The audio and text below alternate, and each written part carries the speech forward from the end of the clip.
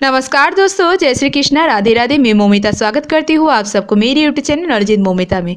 सबसे पहले आप सबको मोक्षदा एकादशी और गीता जयंती की हार्दिक शुभकामनाएं।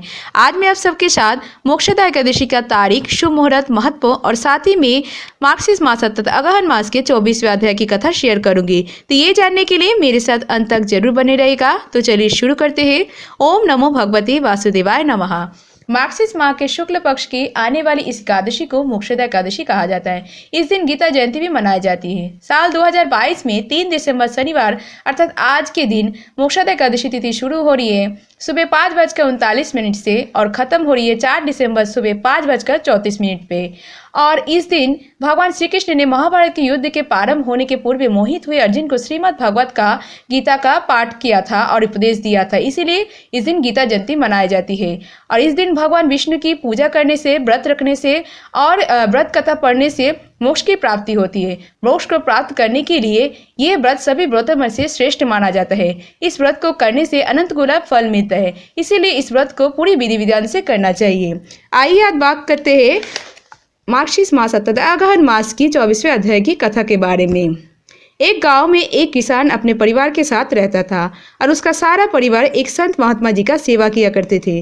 संत महात्मा जी के कहने पर उनका परिवार जरूरतमंदों का सेवा किया करता था।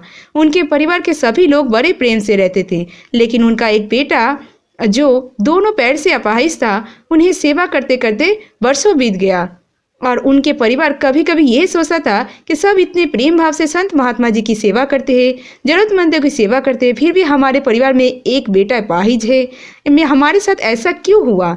एक दिन की बात है, संत महात्मा जी सत्संग कर रहे थे। हजारों लाखों श्रद्धालु सत्संग में बैठे हुए थे। संत महात्मा जी ने अपने प्रवचन पूरा करने के बाद कहता है, आप लोगों में मन में कोई शंका हो तो आप पूछ सकते हैं।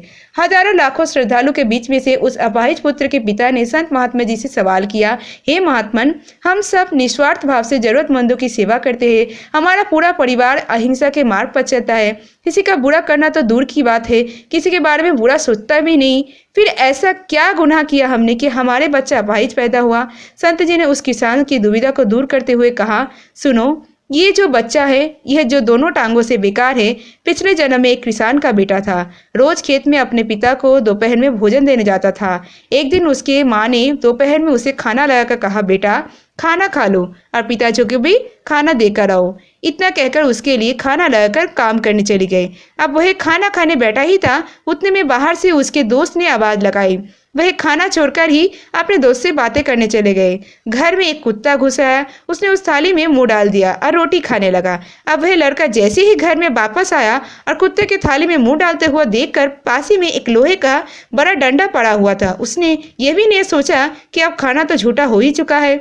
उसने बिना सोचे समझे उस कुत्ते की दोनों टांगे पर इतना जोर से मारा कि वह कुत्ता अपनी जिंदगी में जब तक जिंदा रहा दोनों पैरों से बेकार हो गया और घसीटते घसीटते अपनी जिंदगी में जिया और तड़प तड़प कर मर गया। ये सब उस कुत्ते की बददुआ का फल है जो इस जन्म में ये दोनों टांगों से अपाहिज पैदा हुआ।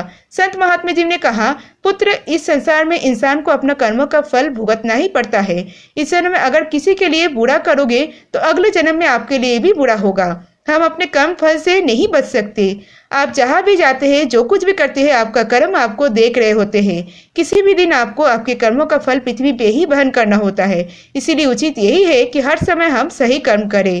राधे राधे। आज के मार्गशीर्ष मास अर्थात अगहन मास के 24वें अध्याय की कथा समाप्त हुआ। इसके आगे की वृत्तांत आप आने वाले अध्याय में सुनिएगा। आज की वीडियो अगर अच्छी लगी तो वीडियो को लाइक, शेयर, चैनल को सब्सक्राइब जरूर कीजिएगा और सब्सक्राइब के बगल में बेल आइकन दबाना मत भूलिएगा, जिससे कि आपको आने वाली वीडियो का नोटिफिकेशन जल्द से जल्द मिल जाए। और कमेंट में लिखना मत भूलिएगा वीडियो कैसी लगी। आज के लिए इतना ही। मैं मिलूंगी नेक्स्ट वीडियो में। तब तक के लिए tata bye. Thanks for watching. Radhe Radhe. जय श्री कृष्णा।